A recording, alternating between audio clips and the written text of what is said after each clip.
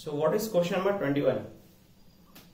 A flywheel used to prepare earthenware pots is set into a rotation at 100 rpm.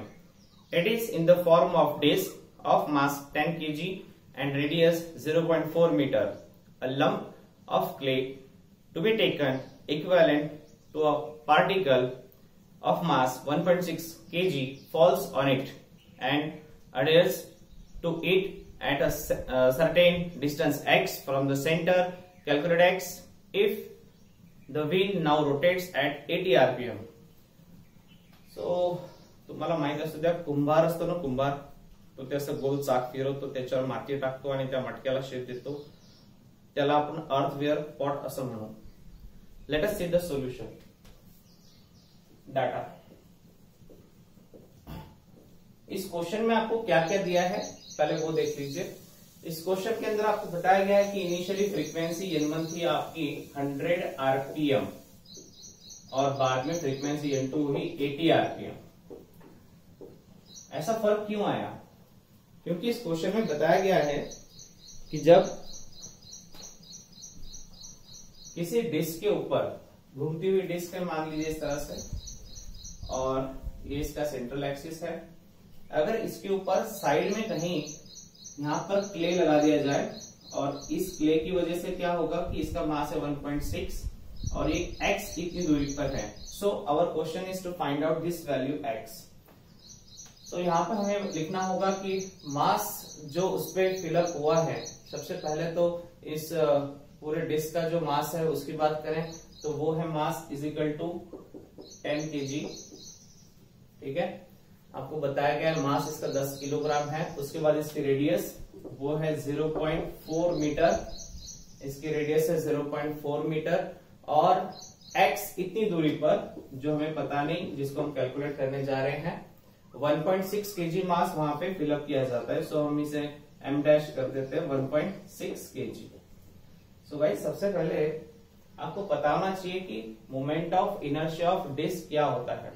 So moment of inertia of disc होता है mr²/2. ठीक है, अब इसका इस्तेमाल करना है.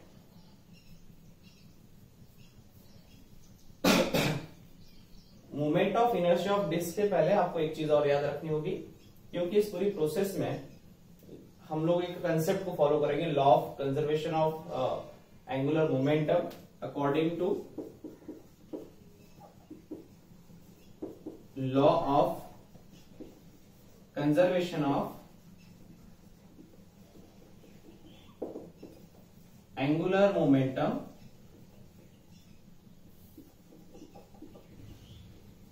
क्या पढ़ा है हमको law of conservation of angular momentum ने?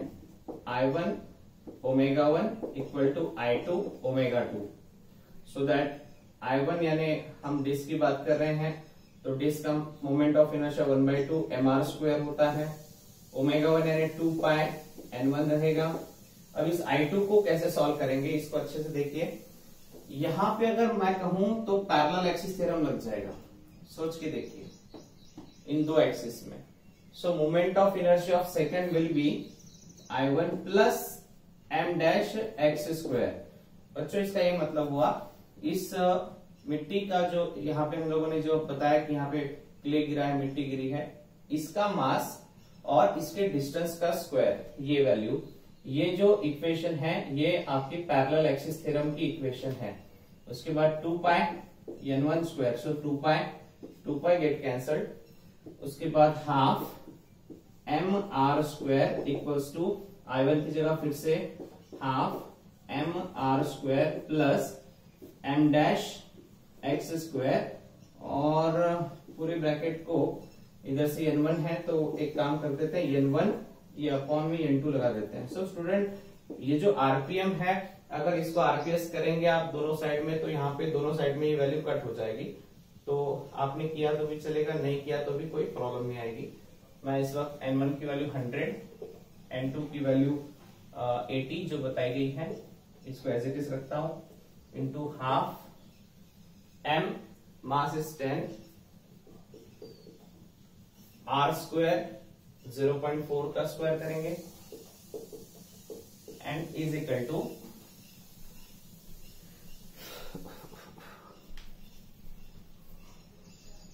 हाफ, फिर से आपके पास में m है, तो ये डिस्क का मास होता है दैट इज 10, फिर आपके पास r स्क्वायर है 0.4 स्क्वायर, और साथ ही साथ आपको प्लस करके बताना है, इसमें प्लस है m डैश जो कि 1.6 बताया गया है इंटू एक्स स्क्वायर, और ये हमको निकालना है, ठीक है।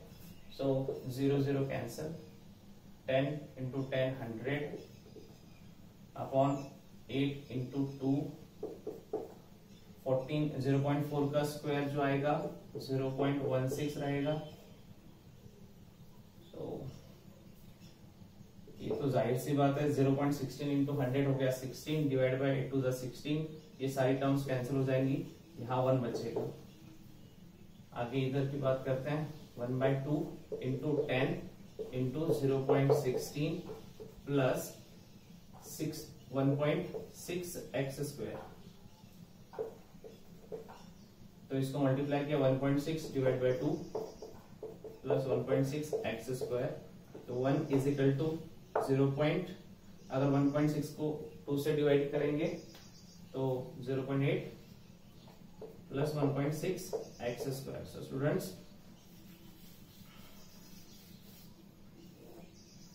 1 minus 0.8 equal to 1.6 x square, it becomes 0.2 equal to 1.6 x square, x square equals to 0.2 upon 1.6, x square equal to, it becomes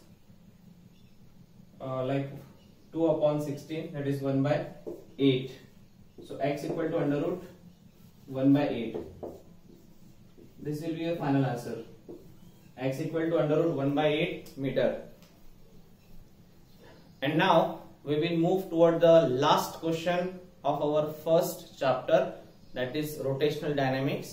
और last question ये है, starting from rest, an object rolls down along an incline that rises by 3 in every 5 along it. The object gains a speed of under root 10 meter per second as it travel a distance of 5/3 meter along the incline. What can be the possible shape of the object? Okay. तो students इसमें सबसे पहले तो इस story को समझिए क्या है। ये इस तरह का इंक्लाइन प्लेन है, यहाँ हाइट होगी, यहाँ लेंथ होगी। तो यहां पर क्या लिखा है क्वेश्चन के अंदर, यहां आपको बताया गया है, सेंटेंस ऐसा है, along the incline then rises by 3 in every 5। अगर ये 5 डिस्टेंस चलता है तो हाइट 3 बढ़ जाती है। अब वो यहाँ पे मीटर में बात करेंगे हम लोग। फॉर एग्जांपल यहाँ पे कोई यूनिट दिया नहीं है स्पेसिफिक, उसके आगे 5/3 मीटर दिखता है तो उस हिसाब से चलते हैं। ये डिस्टेंस 3 से बढ़ता है, ये 5 से बढ़ता है, डेफिनेटली ये 10 से बढ़ेगा तो ये 6 से बढ़ जाएगा। तो जैसे जैसे ये बढ़ता जाएगा वैसे वैसे हाइट बढ़ती जाएगी, ऐसा इसका मतलब निकाला जा सकता है। ठीक है, अब आपको ये बताया गया था कि ये 5 है और ये वैल्यू 3 है, तो यहाँ पे थीटा भी बन जाएगा। तो हम इस डायग्राम को देख के हम कह सकते हैं कि साइन थीटा इक्वल्स टू क्या होगा, opposite by hypotenuse. So opposite क्या है, अपोजिट है 3, हाइपो है 5, 3/5। इसकी जरूरत पड़ने वाली है, बिल्कुल पड़ने वाली है। हम लोग को इंक्लाइन कंसेप्ट क्या था, वेलोसिटी था under root 2gh upon 1 plus a square by r square.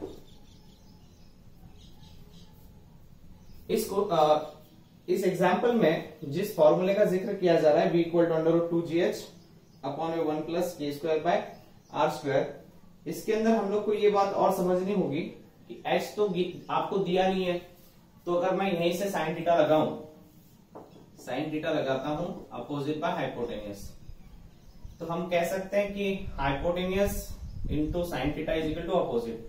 Hypotenuse है l sine theta, l sine theta is equal to हमारी हाइट h। सो h की जगह यल साइन थीटा पुट कर देते हैं यहाँ पे, देयरफॉर v, ये अंडर रूट को इधर शिफ्ट कर दीजिए, v square equal to 2g, h की जगह पे l sine theta upon 1 plus k square by r square. So अब इस क्वेश्चन में आप लोग को वेलोसिटी दी थी √10 मीटर पर सेकेंड, तो वेलोसिटी की जगह पे √10 की वैल्यू यहाँ पे शिफ्ट करिए, स्क्वायर कर देना 2 इंटू, अब आपको g जो है वो दिया नहीं है तो यहाँ पे 10 ले लेना, इंटू लेंथ कितना चला है तो बताया गया 5/3, और साइन थीटा हमारा कितना है वो है 3/5 अपॉन 1 प्लस a²/r²। सो √10 का स्क्वायर आ जाएगा 10 इज इक्वल टू 2 इंटू 10, तो बच्चों ये 5 और ये 3 कैंसिल हो गए, अपॉन में 1 प्लस k²/r²। सो ओवरऑल ये कुछ ऐसा होगा 10 equals to 2 into 10 20 upon 1 plus k²/r²। अब क्योंकि ये वैल्यू इधर ले जाओ 10 डिवाइड में ले आओ, 1 plus k²/r² equal to 20/10 cancel कर दीजिए, 1 plus k²/r² equal to 2, so r² से इक्वेशन मल्टीप्लाई करेंगे, r² plus k² is equal to 2r², so k² equal to 2r² minus r², k² is equal to r², finally that is हम कहेंगे कि k is equal to r। अब ये सोचने वाली बातें हैं कि यहां पर हमें ये पता चला रेडियस ऑफ गायरेशन और radius of the body is similar. इस न्यूमेरिकल में आपको ये पूछा है कि जो इंक्लाइन हुई चीज वो बॉडी उसका शेप कैसा होगा। तो स्टूडेंट अगर k और r सेम आता है तो आपको फॉर्मूले पता है, रिंग का मोमेंट ऑफ इनर्शिया होता है mr², या यूं कह लीजिए mk² भी आप in term of radius of gyration ले सकते हो। और एक हॉलो सिलेंडर की बात करें तो उसका भी सेम ही आंसर होता है, यानी आप इसको ऐसा लिख सकते हो mk² आल्सो। तो r² k² जो है यहां पर इक्विवेलेंट आते हैं इस केस में, रिंग के केस में। सो इस हिसाब से हम इसके स्टेटमेंट में आंसर में लिख सकते हैं कि जो ऑब्जेक्ट इंक्लाइंड हुआ वहां से नीचे रोल हुआ इंक्लाइंड सरफेस पे, वो या तो रिंग है या तो हॉलो सिलेंडर है। दस रिंग या तो वो रिंग है और हॉलो सिलेंडर, और हॉलो सिलेंडर जस्ट लाइक अ पाइप। एक हॉलो सिलेंडर क्या होता है, एक पाइप होता है, अगर उस पाइप के आप पीसेस करेंगे वर्टिकल सेक्शन में तो उसकी रिंग बनना शुरू हो जाएगी। तो ये वैसा ही कुछ कंसेप्ट था। हम लोग कल से हमारा नया चैप्टर स्टार्ट करेंगे, और क्योंकि हमने रोटेशनल डायनामिक्स पहले लिया, उसके बाद ऑसिलेशन लिया, अब हम लोग सुपरपोजिशंस जो आपका 6th चैप्टर है सुपरपोजिशन ऑफ वेव्स, उसके बारे में पढ़ना स्टार्ट करने वाले हैं। स्टूडेंट्स आज का क्वेश्चन है question number 20। A big dumbbell is prepared by using a uniform rod of mass 60 gram and length 20 centimeter. Two identical solid sphere of mass 50 gram and a radius 10 centimeter each are at the two ends of the rod. Calculate moment of inertia of the dumbbells when rotated about an axis passing through its center and perpendicular to its length. So students solution board पे लिखना है इसका question number 20। यहां पर जिस तरह की condition आपको दी गई है, इसके अंदर आप लोगों को मास ऑफ रॉड वो दिया है, लेंथ ऑफ रॉड ये वैल्यू दी है, और दो स्पीयर है जो कि सेम मासेस के हैं, तो मैं m1 m2 is equal to करके लिख दूंगा, और दोनों का रेडियस भी सेम ही दिया है। सो r1 r2 करके यहीं पे लिख देते हैं। So student mass of the rod कितना है, मास दिया है आपको 60 ग्राम। इस क्वेश्चन में पूरी वैल्यू सीजीएस ही चलाएंगे हम, एमकेएस करने की जरूरत नहीं है यहाँ पर। लेंथ ऑफ द रॉड दी गई है 20 सेंटीमीटर।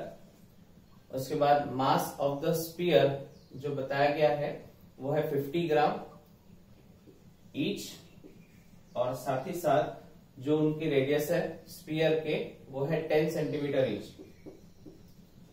तो एक डायग्राम पहले देख लीजिए, अगर डायग्राम समझ में आ गई तो फिर उसके बाद कोई प्रॉब्लम नहीं आएगी आपको।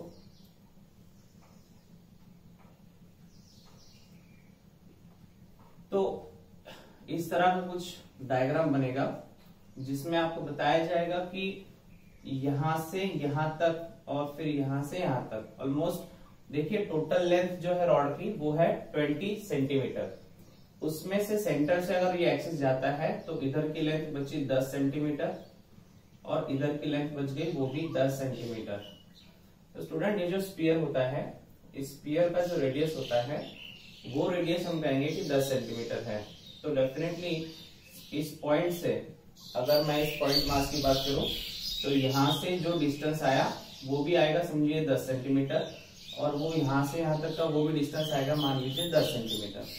सो जो सिस्टम है इसके अंदर हो क्या रहा है, तो 10 और 10 इस तरह से इस सेंटर तक का डिस्टेंस ये हम 20 सेंटीमीटर मानेंगे। ये ऊपर बता देता हूं, यहां से यहां तक का डिस्टेंस हमारा आ जाएगा 20 सेंटीमीटर। फिर से एक बार सोचो कि 20 सेंटीमीटर कैसे। आपको 10 सेंटीमीटर दिया है, आगे का रेडियस स्फीयर का वो भी 10 है, 10 और 10 मिला के 20 सेंटीमीटर इधर से और यहीं से कुछ ऐसा 20 सेंटीमीटर एक साइड में। सो अब क्या होगा कि ये पूरा डंबल एक यूनिट मास कंसीडर करके गोल घूम रहा है। तो आपको पता होना चाहिए कि ये स्फीयर दो साइड में लगाए हुए हैं, इनके अगर ट्रांसवर्स एक्सिस होते इस तरह से या इस तरह से तो हम लोग बात करते थे कि 2/5 mr² मोमेंट ऑफ इनर्शिया वहां लगेगा। लेकिन क्योंकि उनके ट्रांसवर्स एक्सिस के बारे में क्वेश्चन में बात नहीं की है, क्वेश्चन में सिंपली इस रॉड के मोमेंट ऑफ इनर्शिया को लेकर स्टडी बताया गया है, करना है आपको, और इसके दो साइड में आपको इस तरह से स्फीयर दे दिए हैं। तो इस क्वेश्चन को कैसे सॉल्व किया जाता है, total moment of inertia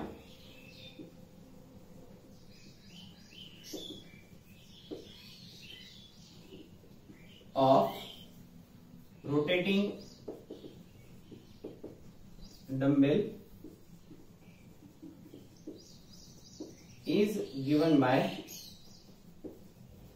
total moment of inertia of rotating dumbbell। आपको पता होना चाहिए कि जब ये पूरा डंबल रोटेट करेगा अबाउट दिस ट्रांसवर्स एक्सिस तो मोमेंट ऑफ इनर्शिया लिखा जाएगा I equals to moment of inertia of rod, इस रॉड का मोमेंट ऑफ इनर्शिया प्लस, अब प्लस हमको क्या करना है पहले वो चीजें समझ लीजिए। हमने बेसिक में पढ़ा था समेशन mi ri², यानी अगर कई सारे मास है बॉडीज के, उनके डिस्टेंस, उनके मास ऑफ द पार्टिकल्स और साथ ही साथ डिस्टेंस का स्क्वायर करके प्रोडक्ट करते जाइए और ऐड करते करते करते कैलकुलेशन में आप मोमेंट ऑफ इनर्शिया निकाल लोगे। तो ऐसा ही कुछ नजारा यहाँ मिलेगा आपको देखने में, m1 r1² m2 r2²। So student m1 इस मास की बात कर रहे हैं, m1 हालांकि दोनों भी मास सेम है यहाँ पर, और m2 भी पता है आपको r1 r2²। So this is r1, this is r2²। So r1 कितना आएगा ये अच्छे से याद रखना, इस सेंटर से इस सेंटर की दूरी रहेगी 10 + 10 = 20। सो moment of inertia of rod होता है ml²/12। Moment of inertia of rod का फॉर्मूला रहेगा ml²/12, और ये क्योंकि सेम है, देखा जाए तो m1 m2 r1 r2 same होते हैं तो हम इसे ट्वाइस mr² लिख सकते हैं। अब आपके पास में जो डाटा है available, mass of the rod 60 gram, length है आपके पास 20, इसका स्क्वायर करिए अपॉन 12 + 2, फिर से आपको मास दिया है 50 और साथ ही साथ डिस्टेंस का स्क्वायर यानी 20 का स्क्वायर कर लीजिए इसमें, ठीक है गाइस।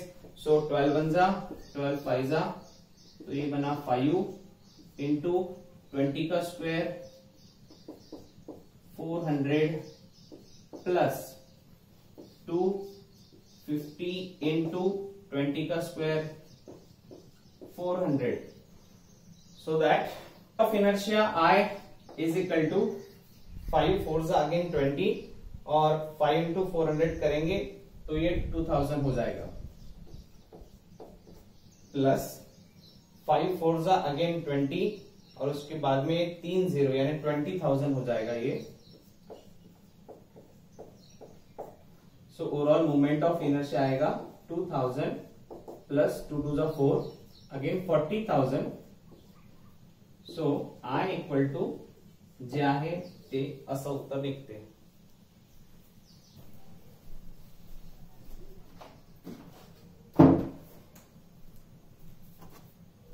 स्टूडेंट्स क्वेश्चन नंबर 20 को कुछ और भी मेथड से सॉल्व करके देखने की मैंने कोशिश की, लेकिन जो आंसर टेक्स्ट बुक में दिया है वो आंसर या तो डाटा उसे मैच नहीं कर रहा है या तो फिर वो आंसर उस डाटा को मैच नहीं करता है, ऐसा सामने आता है। मैं दूसरी एक और मेथड लगा के देख रहा हूं इस वक्त और इसको सॉल्व करके देखते हैं। देखिए इस केस में जो डंबल्स हैं वहां से रॉड जा रहा है और सामने एक और डंबल लगाया गया है। सो इनके सेंटर ऑफ मासेस यहाँ है। सो पहले प्रोसेस में हमने क्या किया कि टोटल मूवमेंट ऑफ इनर्शिया निकालते वक्त इन्हें पॉइंट मास कंसिडर कर लिया था इन दोनों को। और अगर हम लोग ऐसा सोचें कि ये ट्रांसवर्स एक्सिस है और साथ ही साथ ये इसके इस तरह के पैरेलल एक्सिस लगा देते हैं, मतलब इन कंडीशंस के बारे में किताब में दिया नहीं है, लेकिन अगर हम मानते हैं तो क्या होगा, लेट अस सी कि इस तरह से अगर हम लोग डंबल्स को इस्तेमाल कर रहे हैं, हालांकि किताब में तो सिर्फ एक एक्सिस के बारे में बात की गई है, हम दो एक्सिस और एक्स्ट्रा जोड़ लेते हैं। फॉर एग्जाम्पल तो moment of inertia of rod जो होता है वो होता है ml²/12 plus moment of inertia of sphere क्या आएगा 2/5 mr²। साथ ही साथ प्लस में हम लिखेंगे ये जो डिस्टेंस है यहां से यहां तक, जो कि इसका रेडियस 10 था और ये भी 10 था तो ये 20 हो जाएगा। ठीक है, तो ऐसा मान लेते हैं कि ये डिस्टेंस और एक तरह से मास किस चीज का, तो पूरे सेटअप का मास, तो ऐसा मानते हैं कि यहां लिख दिया हमने m, डिस्टेंस के लिए l मान लेता हूं फिलहाल स्क्वायर, और क्योंकि ये दोनों साइड से सेम मास है तो मैं इन दोनों को ऐड करके यहीं 2 मल्टीप्लाई कर देता हूं। इस क्वेश्चन को सॉल्व करके देखते हैं क्या आंसर आता है। सो m हम लोगों ने रॉड का मास लिया 60, l² 20 का square upon 12 plus 2 in 2/5, mass of the sphere 50, उसके बाद रेडियस 10 कर लेते हैं और l² जो कि 20 है इस वक्त 20 स्क्वायर, तो 12 1 12 5 5 इंटू 20 का square that is 400 into 5 2000 plus 2/5, 10 का square 100, 5 into this one is 10, right? So that 2 into 100 into 10,000 plus 50 again 20 का स्क्वायर करते हैं तो ये फिर से यहाँ पे 400 आएगा, 400 into 50 that is seems like this 20,000, 2000 plus 2 it becomes 2000 plus 20,000 which is equal to 2200, sorry 22,000 आएगा ये। So I equals to 2000 plus 2 into 22,000, so overall answer आएगा 2000 plus 44,000, I equal to 46,000 kg metre square. ये भी एक तरीका था इस question को सॉल्व करने का और इस हिसाब से ये आंसर आना चाहिए था।